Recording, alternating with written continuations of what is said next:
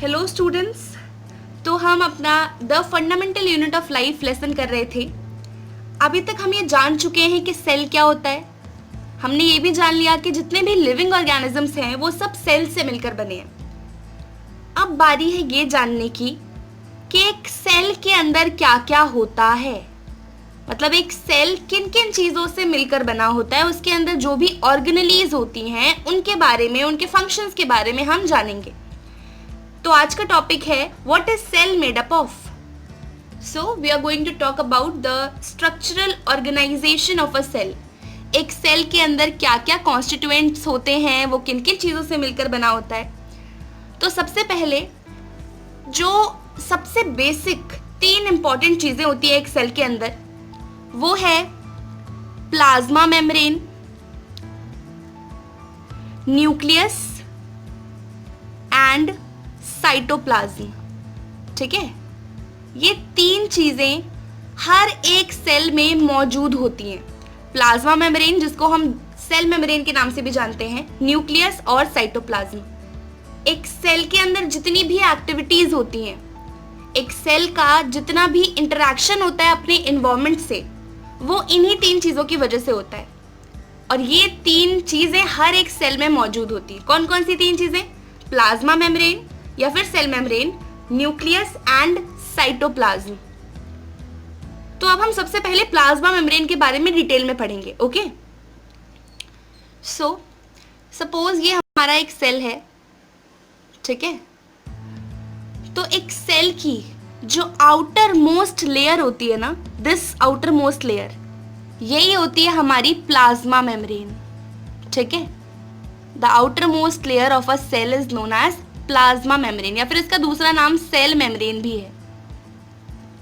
ठीक है, तो हर एक सेल की आउटर मोस्ट लेयर जो होती है उसे हम क्या कहते हैं? प्लाज्मा मेम्ब्रेन या सेल मेम्ब्रेन। ये सेल मेम्ब्रेन क्या काम करती है? एक सेल के अंदर के कॉन्स्टिट्यूएंट्स को बाहर के एनवायरनमेंट से सेपरेट करने का काम सेल मेम्ब्रेन करती है। देख सकते हैं ना आप, ये एक बाउंड्री जैसी है, एक शीथ जैसी है सेल के इंटरनल एनवायरनमेंट और एक्सटर्नल एनवायरनमेंट के बीच में।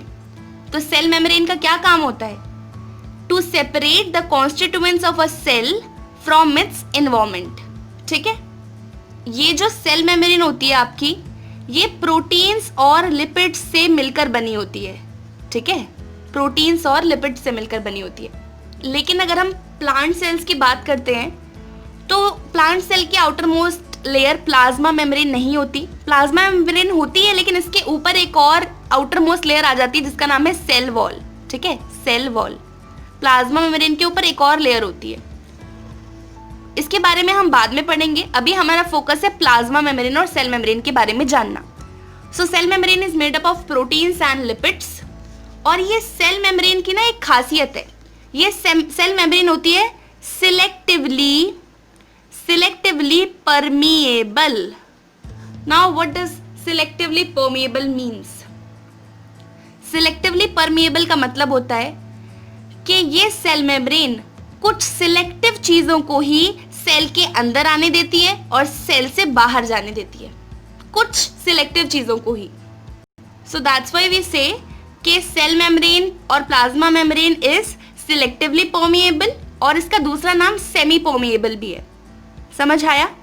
ओके, अभी हमारे दिमाग में सेल मेम्ब्रेन की इमेज कुछ कुछ क्लियर हो रही है। हर एक सेल के बाहर वाली लेयर सेल मेम्ब्रेन होती है या प्लाज्मा मेम्ब्रेन होती है। लेकिन प्लांट सेल में क्या होता है? एक बाहर एक और लेयर होती है, सेल वॉल।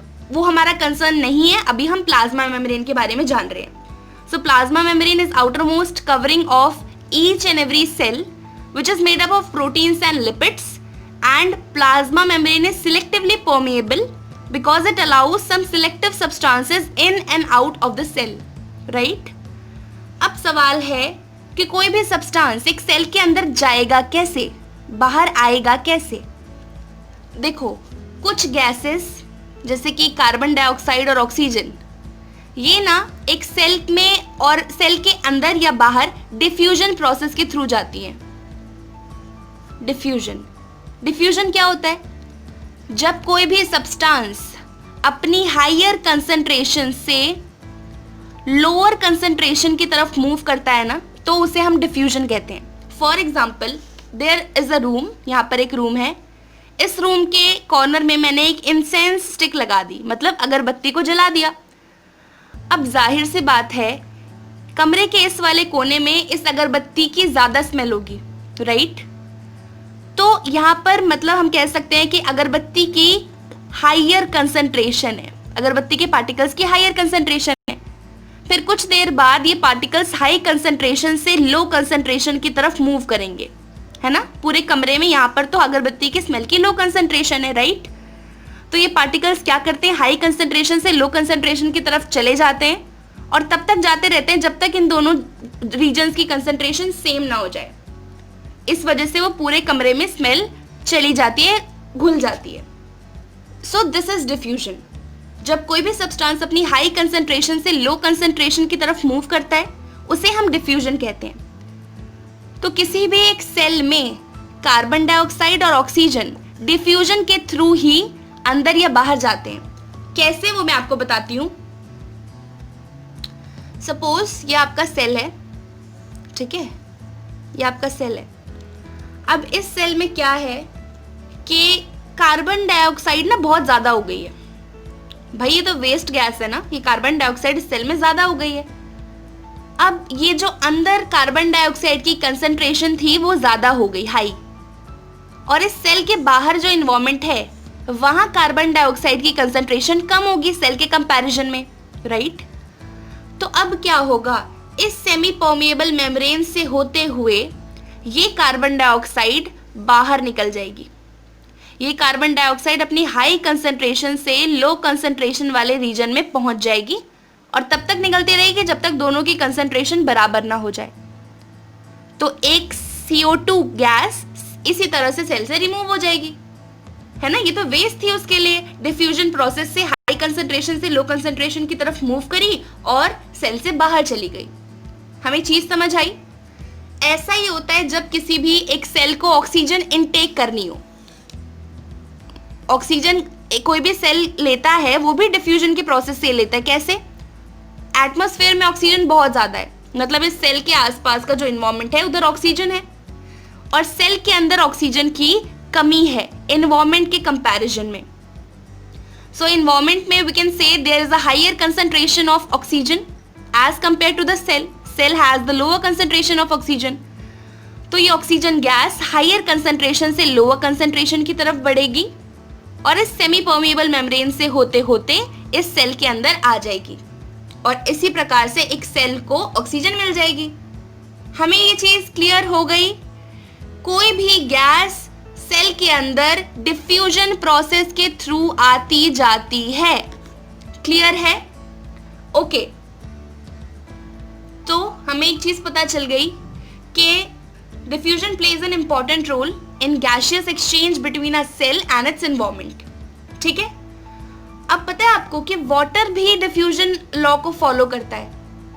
वाटर में भी ऐसा होता है कि वो अपनी हाई कंसंट्रेशन से लो कंसंट्रेशन की तरफ बढ़े। तो कभी अगर एक सेल की सेमी परमिएबल मेम्ब्रेन से होते हुए वाटर हाई कंसंट्रेशन से लो कंसंट्रेशन की तरफ बढ़ता है ना, तो इस प्रोसेस का एक अलग नाम है। इसका नाम डिफ्यूजन नहीं है, इसका नाम है ऑस्मोसिस। ऑस्मोसिस।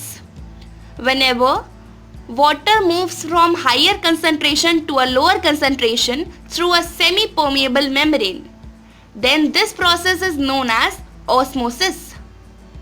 मान लो एक सेल है, अब इस सेल को पानी चाहिए, इसके इन्वायरमेंट में पानी है, ठीक है, इधर वाटर है, इधर वाटर की कंसंट्रेशन ज़्यादा है, तो पानी क्या करेगा? सिंपली पानी will move from its higher concentration region to a lower concentration reason.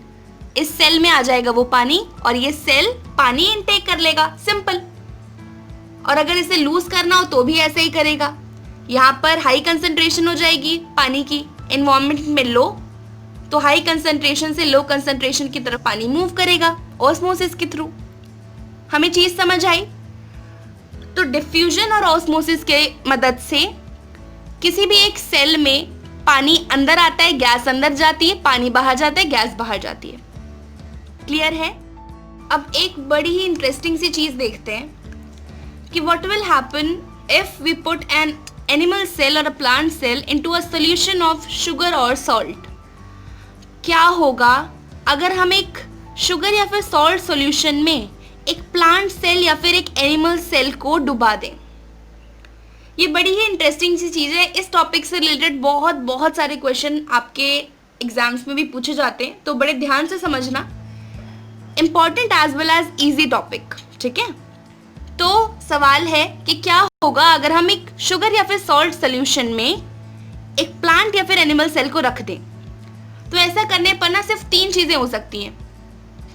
या तो वो सेल श्रिंक करेगा, मतलब सिकुड़ जाएगा, या तो वो सेल स्वेल अप हो जाएगा, फूल जाएगा, या तो फिर कुछ नहीं होगा, nothing will happen, it will remain same. अब ये मैं किस बेसिस पे कह रही हूँ कि श्रिंक होगा, स्वेल होगा या कुछ नहीं होगा? देखो, जो भी पानी एक सेल के अंदर जाता है या बाहर जाता है, ये किस चीज के ऊपर डिपेंड करता है? ये डिपेंड करता है कि उस पानी के अंदर कितना अमाउंट ऑफ सब्सटेंस डिसॉल्व्ड है। नहीं समझे? देखो, इसको हम एक अच्छी तरह से समझते हैं। मान लो हमारे पास 3 सॉल्यूशंस है, ठीक है। This is solution 1, this is solution 2 and this is solution 3। हमारे पास 3 सॉल्यूशंस है। हमने इन तीनों में एक एक एनिमल सेल को या फिर प्लांट सेल को रख दिया है, ठीक है। ये रहा सेल, ये रहा सेल और ये रहा सेल, ठीक। अब इस सॉल्यूशन की एक खास बात है कि this solution is highly diluted. Highly diluted. Now what is dilute? Dilute का मतलब क्या होता है? डाइल्यूट का मतलब एक ऐसा सॉल्यूशन जिसमें पानी का अमाउंट बहुत ज़्यादा हो और इसमें सॉल्वेंट का अमाउंट बहुत कम। मतलब यहाँ पर शुगर या फिर सॉल्ट बहुत कम अमाउंट में है, लेकिन वाटर बहुत ज़्यादा अमाउंट में। तो ये पानी हाईली डाइल्यूटेड है, ये वाला सोल्यूशन हाईली डाइल्यूटेड। यहाँ पर पानी का अमाउंट ज़्यादा है और शुगर और सॉल्ट का काफ़ी कम। ये कुछ बराबर बराबर सा है, जितना पानी उतना ही शुगर और सॉल्ट। और this solution is highly concentrated. Highly concentrated. Dilute का एकदम ऑपोजिट है कंसंट्रेटेड। डाइल्यूट मतलब पानी का अमाउंट ज़्यादा, कंसंट्रेटेड का मतलब पानी का अमाउंट बहुत कम। एक ऐसा सॉल्यूशन जिसमें सॉल्वेंट या फिर सॉल्यूट बहुत ज़्यादा है, सॉल्यूट बहुत ज़्यादा है एक्चुअली, हाँ, और इसमें पानी का अमाउंट बहुत कम है, तो उसे हम बोलते हैं कंसंट्रेटेड। तो ये वाला जो सॉल्यूशन है ये काफ़ी कंसंट्रेटेड है, ठीक है। अब अगर एक डाइल्यूट से सॉल्यूशन में हम एनिमल सेल या प्लांट सेल को रखते हैं, तब क्या होगा? अब इसको ध्यान से समझना। यहाँ पर पानी की कंसंट्रेशन ज़्यादा है, हाई कंसंट्रेशन ऑफ वाटर, और सेल में बाहर के कंपैरिजन में कंसंट्रेशन कम है पानी की। समझ पा रहे हैं? ये पानी हमने लिया था बहुत ज़्यादा डाइल्यूट, यहाँ पर पानी का अमाउंट बहुत ज़्यादा था इस सॉल्यूशन में, और इस बाहर इन्वायरमेंट के कंपैरिजन में सेल के अंदर पानी की कमी है। तो पानी क्या करेगा? पानी will move from higher concentration to the lower concentration, right. पानी हायर से लोअर मूव करेगा। अब ये पानी इसके अंदर जाएगा तो क्या करेगा ये सेल? ये सेल क्या करेगा? This cell will swell up. समझे? इस बेसिस पे मैंने कहा था कि एक सेल स्वेल होगा, एक श्रिंक होगा और एक वैसा का वैसा रहेगा। अब इस वाले केस को देख लो। यहाँ पर सॉल्यूशन बहुत हाईली कंसंट्रेटेड है, मतलब पानी का अमाउंट काफ़ी कम है। तो यहाँ पर मैं मान लूँ लो कंसंट्रेशन ऑफ वाटर, और सेल के अंदर इसके कंपैरिजन में ज़्यादा पानी की कंसंट्रेशन है, तो ये हो गया हाई कंसंट्रेशन। तो पानी क्या करता है? पानी की एक प्रॉपर्टी है कि वो हमेशा हाई कंसंट्रेशन से लो कंसंट्रेशन की तरफ मूव करता है। तो यहाँ जितना भी पानी था वो सब बाहर आ जाएगा and this cell will shrink. ये सिकुड़ जाएगा, उसका पानी बाहर आ जाएगा भैया, तो वो सिकुड़ जाएगा ना, ऑब्वियसली। और इसमें हमने क्या किया था? जितना पानी उतना शुगर या सॉल्ट। दिस सॉल्यूशन में रखे वाला जो सेल होगा वो वैसा का वैसा रहेगा, क्योंकि यहां पर भी कंसंट्रेशन उतनी है, यहां पर भी कंसंट्रेशन उतनी है। तो पानी हाई अब मूव करने के लिए पानी को हाई या लो तो होना चाहिए, लेकिन जब दोनों कंसंट्रेशन बराबर है तो पानी कहीं मूव नहीं करेगा, तो दिस विल रिमेन सेम। समझ आया? तो इस वाले सॉल्यूशन को जो हाईली डाइल्यूटेड होता है उसे हम बोलते हैं हाइपोटोनिक सॉल्यूशन। क्या बोलते हैं? Hypotonic solution. इस वाले सॉल्यूशन को हम कहेंगे आइसोटोनिक, जिसमें कुछ नहीं होता, सेल वैसा का वैसा रहता है, ठीक है। और इस वाले सॉल्यूशन को हम कहते हैं हाइपरटोनिक, हाइपरटोनिक सॉल्यूशन, जिसमें सेल श्रिंक हो जाता है। हमें ये तीनों सॉल्यूशन समझ आए, हाइपोटोनिक, आइसोटोनिक और हाइपरटोनिक। सब ऑस्मोसिस का खेल है और कुछ नहीं, इट्स वेरी सिंपल। तो हाइपोटोनिक सॉल्यूशन में अगर हम एक प्लांट या फिर एनिमल सेल को रख दें तो सेल स्वेलअप हो जाएगा। उसका रीजन क्या है? क्योंकि पानी हाई कंसंट्रेशन से लो कंसंट्रेशन की तरफ मूव करता है। हमने सॉल्यूशन लिया बहुत ज़्यादा डाइल्यूटेड, पानी का अमाउंट सेल के एनवायरमेंट में ज़्यादा होगा, तो पानी हाई कंसंट्रेशन से लो कंसंट्रेशन की तरफ मूव करेगा और ये सेल स्वेलअप हो जाएगा। सिमिलरली यहाँ पर श्रिंक होगा सेल और यहाँ पर कुछ भी नहीं होगा। देखो, जब भी ऐसा होता है ना कि एक सेल के अंदर पानी जा रहा होता है यहाँ पर, तो ऐसा नहीं है कि सेल से बाहर नहीं आ रहा होगा, पानी आ रहा होगा, बाहर भी आ रहा होगा, अंदर भी जा रहा होगा, लेकिन अंदर जाने वाला जो अमाउंट है पानी का वो ज़्यादा होगा बाहर आने वाले के कंपैरिजन में, तभी तो वह सेल स्वेलअप हो रहा है, राइट। यहाँ पर भी सेल में पानी जा भी रहा होगा, आ भी रहा होगा, लेकिन जितना जा रहा होगा उतना ही वापस आ जा रहा होगा। इस वजह से इसका कोई भी मतलब इस सेल के साइज में कोई भी इंक्रीमेंट नहीं दिखा। लेकिन यहाँ पर भी ऐसा ही हो रहा होगा कि पानी अंदर जा रहा होगा, बाहर भी आ रहा होगा, लेकिन यहाँ पर बाहर आने वाला अमाउंट ज़्यादा होगा एज कम्पेयर टू अंदर जाने वाला अमाउंट। तो इस वजह से ये सेल श्रिंक हो जा रहा है। सिंपल है, हमें ये चीज़ एकदम क्लियर हो गई है। ओके, अगर आप इस चीज़ को समझ गए हैं तो आप एनसीईआरटी की एक एक्टिविटी को भी बहुत अच्छे से समझ जाएंगे कि हमने क्या करना है। एक एग लेना है, ठीक है, और इस एग को हाइड्रोक्लोरिक एसिड के एक डाइल्यूट से सॉल्यूशन में डाल देना है। इस HCl की वजह से ये जो एग के बाहर वाली शेल होती है ना कैल्शियम कार्बोनेट की, ये शेल हट जाएगी और वो एक पतली सी बस झिल्ली नजर आएगी हमें, एक पतली सी झिल्ली। फिर हमें क्या करना है, जब उसकी बाहर वाली हार्ड कवरिंग वो जो वाइट होती है वो हट जाएगी, पतली सी झिल्ली नजर आएगी, फिर हमें इसे एग को उठाकर एक पानी भरे कंटेनर में डाल देना है, ठीक है। यहाँ पर पानी पानी पानी है, और ऐसा एक और दूसरा एग लेना है जिसे हमें एक हाईली कंसंट्रेटेड सॉल्यूशन में डाल देना है, जिसमें शुगर या फिर सॉल्ट या किसी भी सॉल्यूट का अमाउंट बहुत ज़्यादा हो और पानी का अमाउंट काफ़ी कम। फिर हमसे पूछा है कि आप क्या ऑब्जर्व करेंगे इन दोनों सिचुएशंस में। अब तो आप एकदम वो हो गए ना किंग कॉन्ग, आप तो बता ही सकते हैं कि कौन से वाले सेल के साथ क्या होगा। देखो, इस डी शेल्ड एग को हमने इधर रखा, पानी की कंसंट्रेशन बहुत ज़्यादा, पानी will move from high concentration to low concentration, this egg will swell up, ये एग हो जाएगा स्वेल अप।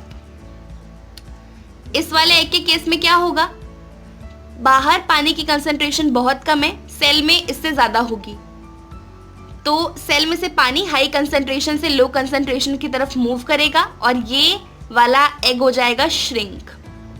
बहुत इजी है। अब ऐसे सिमिलर एक्टिविटी आपको रेजिन्स के साथ करनी है, एप्रिकॉट्स के साथ करनी है, किसी के भी साथ कर लो, होगी सेम चीज़। अगर पानी की कंसंट्रेशन सेल के बाहर ज़्यादा है तो पानी हाई से लो मूव करेगा और वो सेल स्वेलअप हो जाएगा। अगर पानी की कंसंट्रेशन सेल के अंदर ज़्यादा है और उसके एनवायरनमेंट में कम, मतलब कि एक सेल को हमने ऐसे एनवायरनमेंट में रखा है, ऐसे सॉल्यूशन में रखा है जो कि हाईली कंसंट्रेटेड है, तो पानी हमेशा एक सेल के अंदर से बाहर की तरफ मूव करेगा, क्योंकि पानी के पास ये एबिलिटी है that it moves from high concentration to low concentration, और इस वजह से हमारा सेल हो जाएगा श्रिंक। हमें ये चीज़ एकदम क्लियर हो गई होगी आई होप। हमें फंडा ये क्लियर हो गया कि पानी हमेशा हाई कंसंट्रेशन से लो कंसंट्रेशन की तरफ मूव करेगा। ये उसकी प्रॉपर्टी है। और जब भी पानी हाई कंसेंट्रेशन से लो कंसेंट्रेशन की तरफ मूव करता है एक सेमी परमेएबल मेम्ब्रेन से होते हुए, तो उस प्रोसेस को हम ओस्मोसिस कहते हैं। देखो जितने भी ऑर्गेनिजम्स होते हैं ना जो फ्रेश वाटर में रहते हैं, उनकी बॉडी में भी पानी ओस्मोसिस के थ्रू ही जाता है। वो ऐसे एनवायरमेंट में रह रहे हैं जहां पर पानी की बहुत ज्यादा कंसंट्रेशन है, हाई कंसंट्रेशन एकदम। अब इनकी बॉडी को अगर पानी की जरूरत होती है तो बाहर हाई कंसंट्रेशन है, अंदर लो कंसंट्रेशन है ना। तो पानी हाई से लो मूव करेगा, तब तक करते रहेगा जब तक दोनों की कंसंट्रेशन सेम ना हो जाए। तो जो फ्रेश वाटर ऑर्गेनिजम्स होते हैं उनकी बॉडी में भी ओस्मोसिस होता है और उनकी वाटर रिक्वायरमेंट इसी प्रोसेस के थ्रू पूरी होती है। ठीक है। हमारे प्लांट्स खुद जो पानी को अब्जॉर्ब करते हैं ना, वो भी ओस्मोसिस के थ्रू ही होता है। देखो कैसे होता है। अब हमने मान लीजिए ये एक प्लांट है, ये उसकी रूट्स हैं, ठीक है। हमने इसको पानी दिया प्लांट को, तो यहाँ पर हाई कंसंट्रेशन होगी पानी की, राइट। अब इस रूट में भी ये भी तो सेल से मिलकर बना होगा, क्योंकि जब सब कुछ सेल से मिलकर बना होता है तो ये रूट्स भी सेल से मिलकर बनी होंगी। तो यहाँ पर सॉइल के छोटे छोटे पार्टिकल्स होंगे, उनमें भी पानी होगा, राइट। तो क्या करेगा पानी हाई कंसंट्रेशन से लो कंसंट्रेशन की तरफ मूव करेगा। ये सेल इस पानी को ले लेंगे, फिर ये सेल टू सेल ओस्मोसिस होते होते सेल के एक एक पार्ट तक, मतलब इस पूरे प्लांट के एक एक सेल तक ये पानी पहुंचेगा ओस्मोसिस के थ्रू ही। समझ आई ये बात। तो मतलब osmosis is very important phenomenon. Osmosis और डिफ्यूजन लिविंग ऑर्गेनिजम्स के लिए बहुत ज़्यादा इंपॉर्टेंट है। ठीक है। हमने वाटर और गैसेस का तो हमने ट्रांसपोर्टेशन देख लिया एक सेल में कैसे होता है। पता है कई दफ़ा ऐसा भी होता है कि बाहर में, मतलब जैसे एक सेल है, इसके अंदर खाने के मॉलिक्यूल्स या फिर कुछ और इंपॉर्टेंट मॉलिक्यूल्स भी एनवायरनमेंट से अंदर जाते हैं। सिर्फ एक सेल में मॉलिक्यूल्स एंटर ही नहीं करते, कुछ मॉलिक्यूल्स बाहर भी निकलते हैं एक सेल से। तो जिस प्रोसेस के थ्रू ये निकलते हैं वो काफ़ी ज़्यादा एनर्जी कंज्यूमिंग है। और ये जो मॉलिक्यूल्स की मूवमेंट है सेल के अंदर और सेल के बाहर, ये सिर्फ और सिर्फ इस सेल मेम्ब्रेन या प्लाज्मा मेम्ब्रेन की वजह से हो पाती है। सेल मेम्ब्रेन और प्लाज्मा मेम्ब्रेन की फ्लेक्सिबिलिटी की वजह से ही कोई भी सब्सटेंस सेल के अंदर या बाहर जा पाता है। अगर ये प्लाज्मा मेम्ब्रेन इतनी फ्लेक्सिबल नहीं होती ना, तो ये अगर मान लो बहुत ज़्यादा सेल के अंदर पानी आ गया तो ये पानी फट जाता। हाई प्रेशर की वजह से ये सेल फट जाता। लेकिन जो हमारी सेल मेम्ब्रेन होती है ये बहुत ज़्यादा फ्लेक्सिबल होती है, इस वजह से वो सेल फटने से बच जाता है। सेल मेम्ब्रेन की फ्लेक्सिबिलिटी की वजह से ही काफ़ी सारे मॉलिक्यूल्स सेल के अंदर आ पाते हैं। सेल मेम्ब्रेन की फ्लेक्सिबिलिटी की वजह से ही अमीबा नाम का ऑर्गेनिज्म अपना खाना खा पाता है। अमीबा की प्रॉपर्टी होती है कि वो अपने जो शेप है उसे चेंज कर सके, वो बार बार अपने शेप को चेंज कर लेता है। अब ये भी तो एक सेल है, मैंने आपको बताया था कि amoeba is an unicellular organism. तो ये भी एक सेल है, इसके बाहर भी सेल मेम्ब्रेन प्रेजेंट होती है।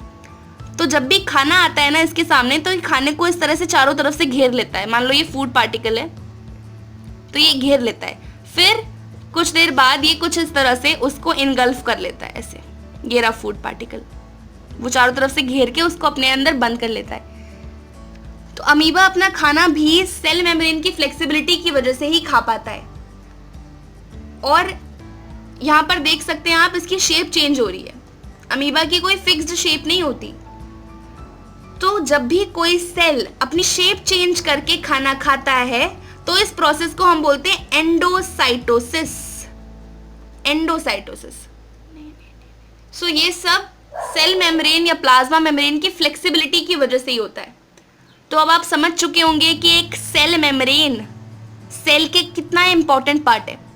सेल मेम्ब्रेन सेमी परमिएबल होती है, इसी वजह से कुछ सिलेक्टिव सब्सटेंस ही अंदर या बाहर जा पाते हैं, वरना सबको वो अलाउ करती है तो कितना नुकसान हो जाता है उस सेल को। डिफ्यूजन और ओस्मोसिस भी होता है इस सेल में। डिफ्यूजन और ओस्मोसिस भी सेमी परमिएबिलिटी की वजह से होता है। पानी और खाना अंदर मूव करता है। सेल मेम्ब्रेन की फ्लेक्सिबिलिटी की वजह से फूड मॉलिक्यूल्स भी अंदर एंटर करते हैं। सेल मेम्ब्रेन की फ्लेक्सिबिलिटी की वजह से अमीबा अपना खाना खा पाता है एंडोसाइटोसिस प्रोसेस के थ्रू। तो हमें ओवरऑल सेल मेम्ब्रेन के बारे में काफी कुछ पता चल गया है। अगर आपसे एग्जाम में पूछा जाए कि भाई हमें सेल मेम्ब्रेन के फंक्शन बता दो या फिर उसके बारे में कुछ बता दो, क्या बताओगे आप? सेल मेम्ब्रेन सेमी परमिएबल होती है, प्रोटीन्स और लिपिड से मिलकर बनी होती है, सेल के इंटरनल एनवायरनमेंट और एक्सटर्नल एनवायरनमेंट को सेपरेट करती है, एक मैकेनिकल बैरियर प्रोवाइड करती है कि सेल के अंदर जितने भी कॉन्स्टिट्यूएंट्स हैं वो सुरक्षित एक सेल में रह पाए, राइट? किसी भी एक सेल में मॉलिक्यूल्स और आयंस की मूवमेंट को रेगुलेट करती है सेल मेम्ब्रेन। ठीक है, हमें ये चीज समझ आ रही है कि सेल मेम्ब्रेन कितनी ज्यादा इंपॉर्टेंट है। तो मैंने आपको सेल मेम्ब्रेन के बारे में सब कुछ बता दिया है। इससे रिलेटेड कुछ भी आएगा एग्जाम में आप डेफिनेटली लिख पाएंगे अगर आपने बातों को ध्यान से सुना है। तो सेल मेम्ब्रेन के बारे में इतना ही। अब आगे आने वाले वीडियोस में हम सेल वॉल के बारे में डिस्कस करेंगे। हम एक एक करके ना एक सेल के जितने भी कॉन्स्टिट्यूएंट्स हैं उन सब के बारे में डिस्कस करेंगे। तो हमारा प्लाज्मा मेम्ब्रेन या सेल मेम्ब्रेन हो गया फिनिश।